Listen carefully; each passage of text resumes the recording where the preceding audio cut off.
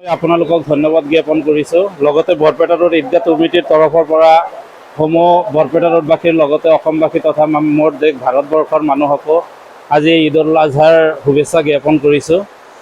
আজি এনে প্ৰতিকূল বতৰৰ মাজতো আল্লাহৰ খাছ ৰহমত, যথেষ্ট শুক্ৰিয়া আদায় কৰিব লাগিব মহান সৃষ্টিকৰ্তাৰ, যে আমাক এটা সুন্দৰ পৰিৱেশত নামাজটো কমচে কম আদায় কৰিবলৈ দিলে। আজিৰ এই দিনত আমি সমগ্ৰ দেশবাসীৰ লগতে বিশ্ব শান্তিৰ কাৰণে আপোনালোকৰ সন্মুখতে মোনাজাত কৰিছোঁ। আল্লাহ যাতে এই পৃথিৱীৰ বুকুত তেওঁৰ যি ৰহমত, এই ৰহমত নাজিল কৰি সকলো জাতি জনগোষ্ঠীক মানে মিলা প্ৰীতিৰে ভাতৃত্ববোধ বজাই ৰাখি জীয়াই থকাৰ তৌফিক দান কৰে, সেয়ে আমাৰ কামনা। লগতে এই আজিৰ এই পবিত্ৰ ঈদটো আপোনালোকে হয়তো সকলোৱে জ্ঞাত যে যথেষ্ট ত্যাগৰ প্ৰতিদান।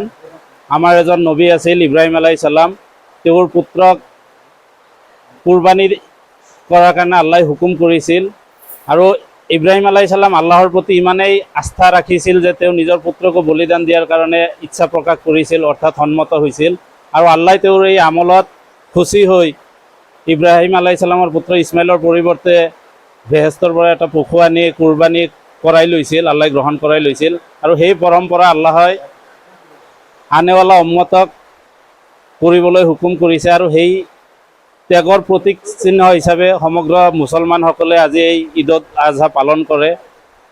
গতিকে আজিৰ এই পবিত্ৰ দিনত মই সকলোকে আহ্বান জনাইছোঁ যে মাত্ৰ কুৰবানীৰ পশুৰেই নহয়, নিজৰ ভিতৰত থকা যি বেয়া ৰিপুসমূহ আছে এইসমূহ যাতে আজি আমি কুৰবানী কৰি সকলোৰে লগত মিলা প্ৰীতিৰে আমি থাকিব পাৰোঁ, এই মোৰ আজি আহ্বান।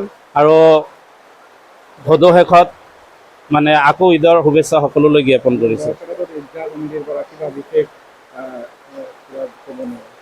বৰপেটা ৰোড ঈদগাহ কমিটিৰ তৰফৰ পৰা আপোনালোকৰ জৰিয়তে ৰাইজলৈ এটাই আহ্বান যে ইতিমধ্যে আমাক প্ৰশাসনে কিছু নীতি নিৰ্দেশনা পালন কৰিছে।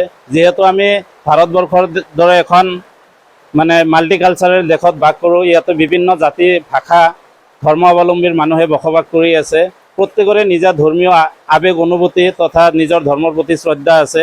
গতিকে আজিৰ এই কুৰবানীৰ দিনত আমাৰ জবাইকৃত পশুৰ জৰিয়তে যাতে অন্য কোনো ধৰ্মৰ মানুহৰ আঘাত মানে আস্থাত যাতে আঘাত নহয়, সেই দিশত লক্ষ্য ৰাখিবলৈ মই সকলোকে আহ্বান জনাইছোঁ। আৰু এয়া খালি আমাৰ আহ্বান নহয়, ইতিমধ্যে প্ৰশাসনৰ পৰা আমাক এইখিনি জ্ঞাত কৰিছে যে আমি যাতে আমাৰ জবাইকৃত পশুসমূহ এনেকুৱা ঠাইত যাতে জবাই নকৰোঁ যাতে অন্য ধৰ্মৰ মানুহৰ কিবা সুবিধা অসুবিধাৰ হয়। গতিকে মোৰ এটি আহ্বান যে প্ৰশাসনৰ যিটো গাইড আছে সেই গাইড মতে যাতে আমাৰ ঈদটো আমি পালন কৰি সকলোৰে লগত আমি চলিব পাৰোঁ, এই মোৰ আহ্বান।